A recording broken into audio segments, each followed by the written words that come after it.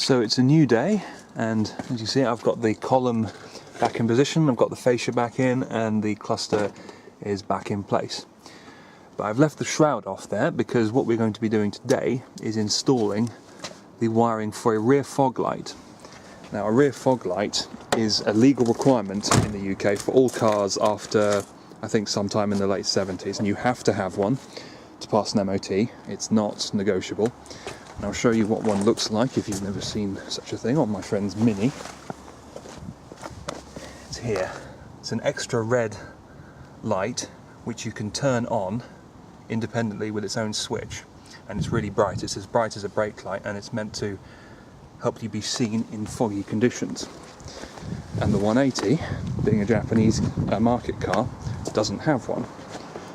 Now, what we could do is simply get one of those red fog lights like on my friend's Mini and screw it into the bumper somewhere, wire it into a switch and be done with it, but that looks a bit terrible. So what we're going to do instead is we're going to use the brake lights. You can see there's two brake and side lights on each side, and then the one in the middle, but we're not going to worry about the middle one. What we're going to do is wire in a switch, but we'll turn this brake light and this brake light on full blast, but leave the outer two brake lights as brake lights as well as the middle one, so we can have both dual fog lights and working side and brake lights, which hopefully should be all nice and legal.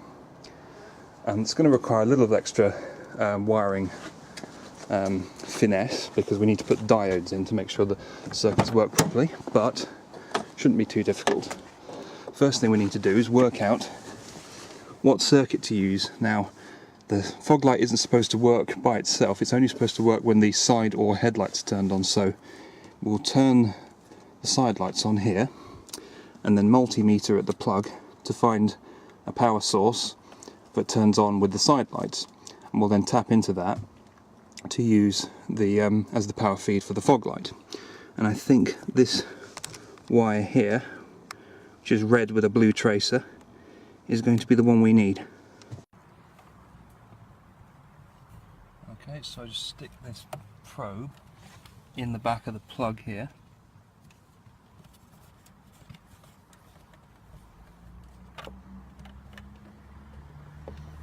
And then we have 0 volts. If I turn the side lights on,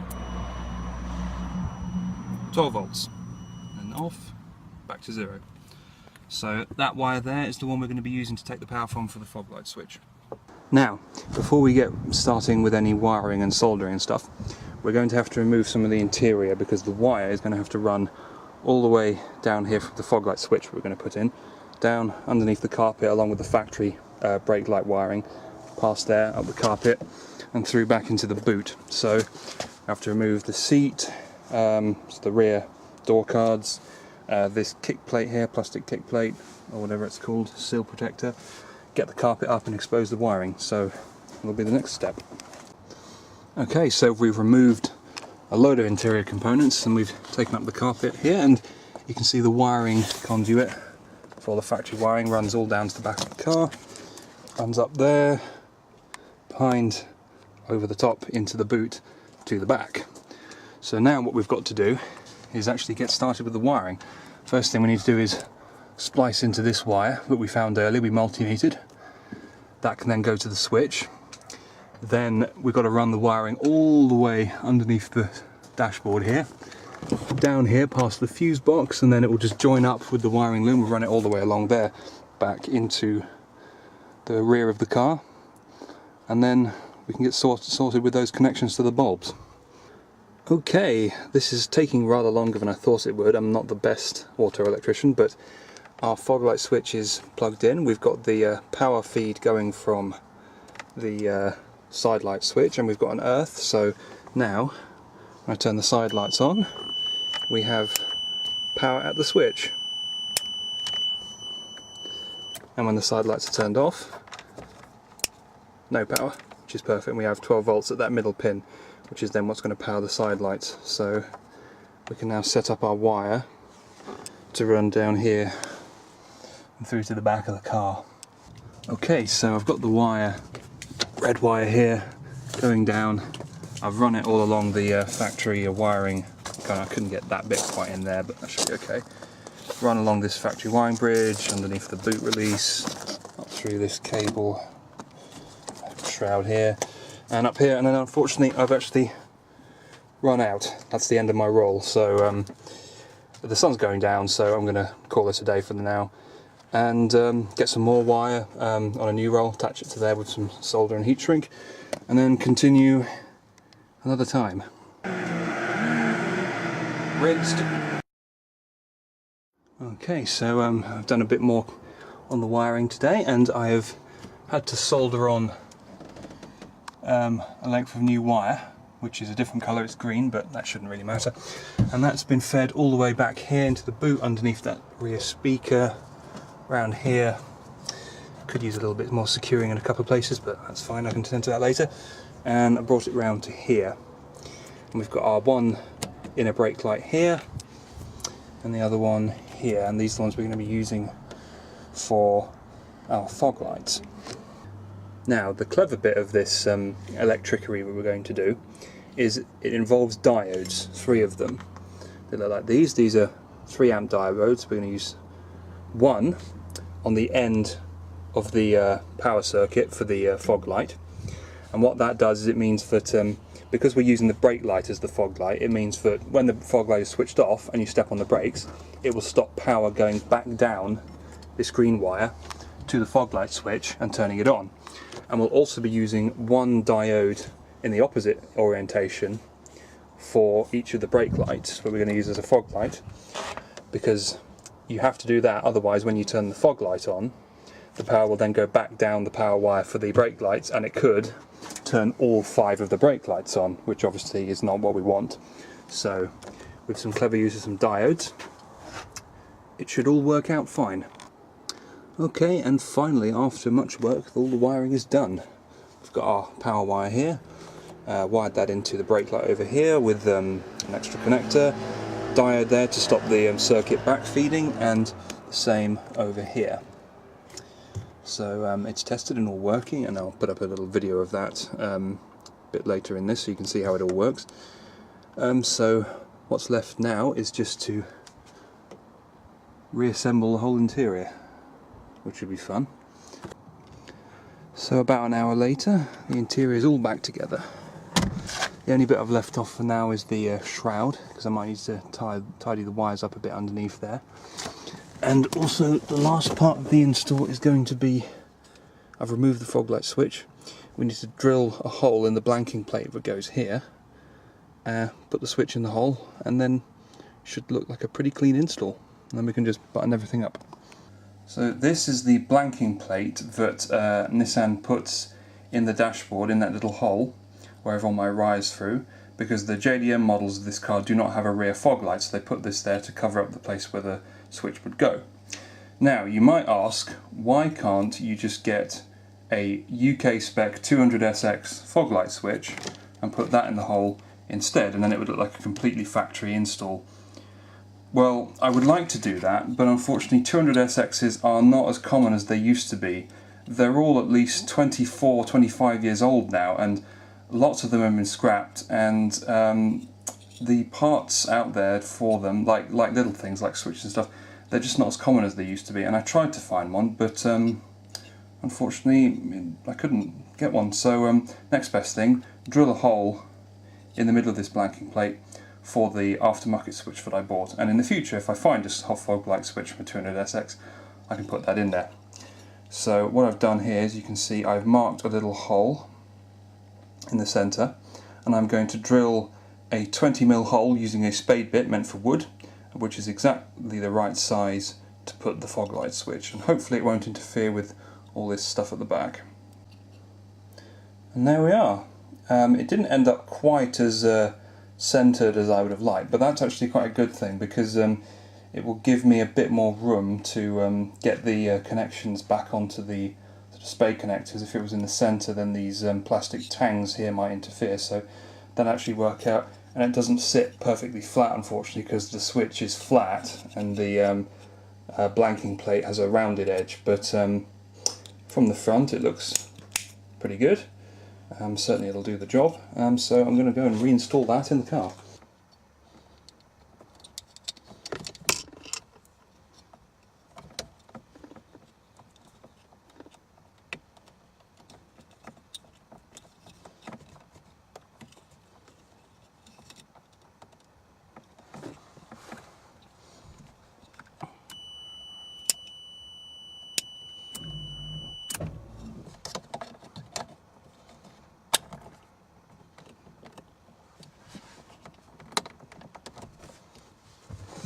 There we go.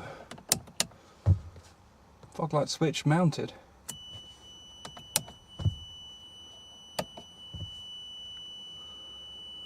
Note to self, remove the headlight warning buzzer because it's fucking irritating. Okay, column shrouds all on, back together.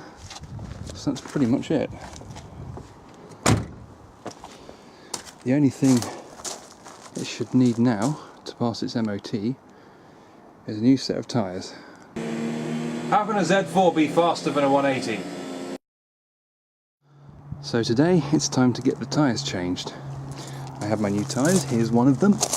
I've chosen Avon ZV7s, which they're not exactly racing tyres, but they're fairly good quality sort of mid-range tyres, and they have the best aquaplaning rating that you can get, so that'll be good in rainy England. So unfortunately, because I can't drive the car anywhere, I'm going to have to take the wheels off, put the tyres in my other car, and drive to a tyre shop, have them fitted and bring them back. And I'm going to have to do them two at a time because I don't have enough space for 2 wheels and 2 tyres. Well, that's the only amount of space I have in the Volvo. I can't fit them all in at once, so just do them two at a time. This is one of the front tyres, and it actually has quite a fair bit of tread left. There's quite a lot of mileage left in this one, but it's only a budget sort of Chinese brand, which it's a Triangle, which I've never heard of before, and also the back ones are the same brand, and they are in much worse condition, so all 4 of these will be replaced for the Avons, and they'll match all round. There we go.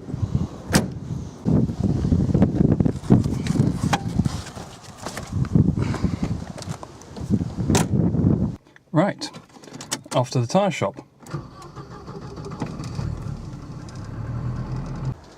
Okay, just got back, just put the new front wheels back on, and you can see here on the rear, one of the rear tyres, the real reason I'm doing this, completely bald on this side, and the steel cords are showing. Ouch. So yeah, that definitely needs to be changed.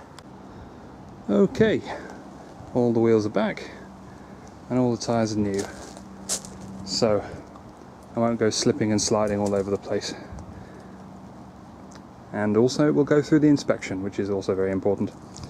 I've said a couple of times before in this video that I'm not a big fan of the steering wheel that this car came with. It's a bit too sort of Sega arcade rally for me, but I was going to leave it until after the MOT to look for a new one, because it's nothing wrong with it, and the horn works, but I just don't really like it that much. I did want to put a Nardi in this car, Nardi steering wheel, but that's quite an expensive proposition because the Nardi wheels alone tend to cost around £200 to £210 if you get one from Driftworks, and also because this is a Momo wheel and the PCD, the bolt pattern, is different to a Nardi wheel, so that means I'd have to get a new Boss kit as well, and that's another 50 quid at least for a Nardi Boss kit, so pretty expensive proposition changing to a Nardi wheel. However, I was looking around on eBay a few days ago and I found this. This is an old school Momo steering wheel. It's apparently from 1990, so it's quite a sort of vintage item. Pretty retro, but it is a Momo wheel, and I think it's rather nice. It's quite a sort of simplistic design. It's the right sort of size, and it's kind of, I just like the design of it. And I also bought a Nismo horn push to go with it. So yeah, this being a Momo wheel will fit straight onto that Boss. And this was only £120, this wheel, which is pretty cheap. Maybe not so cheap for a second-hand wheel, but it's in really good condition, and they don't make these anymore. They haven't made them for years, so it's kind of cool to find. So yeah, I'm going to take the Momo wheel off, the Luce off, and replace it with this wheel, which I believe is called a Daytona wheel. Okay, so the Luce is off, and I've actually found that this Boss is double drilled. It's got 2 PCDs in it, so this would actually accept either a Nardi or a Momo steering wheel, which is kind of cool. So I wouldn't have needed to get a Boss for a Nardi after all, but got the Momo now, so we're putting that on. And you would actually have to remove the Boss and relocate the centre hole, so you'd have to tilt it around that way. So I'm not going to have to bother doing that. I'll just plug the new horn in, which hopefully will work, and put the Daytona on. Okay, the new wheel is on. Horn's working. And I think you'll agree that it looks a little bit more classy than the original one.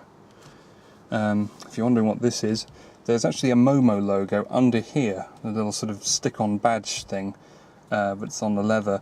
They don't do them on modern Momo wheels anymore, and I have to admit I didn't really like it because it was a big yellow thing and I didn't think it went really well with the Nismo button. So what I've done here is put a couple of little strips of electrical tape over it and then cut round the edge with a Stanley knife to sort of cover it up, and it doesn't look too shabby. And I've actually looked into this wheel, this Luce. It is a Japanese market only steering wheel. They only sell this, Momo only sells this model in Japan as far as I can make out. You can buy it in the West, there is a website that will sell it to you, but it's only really for Japan. So I'm going to stick this probably on eBay at some point and hopefully get a few quid for it. The car is now ready for its MOT in a few days' time, and with any luck it will pass. So, fingers crossed. No, no! The Germans are assaulting me! Okay, so today is the day. It's MOT day, which means that I get to drive the 180 for the first time properly. My sum total experience of driving it before now was driving it onto the trailer at the port and driving it off the trailer onto my driveway. So this will be the first time.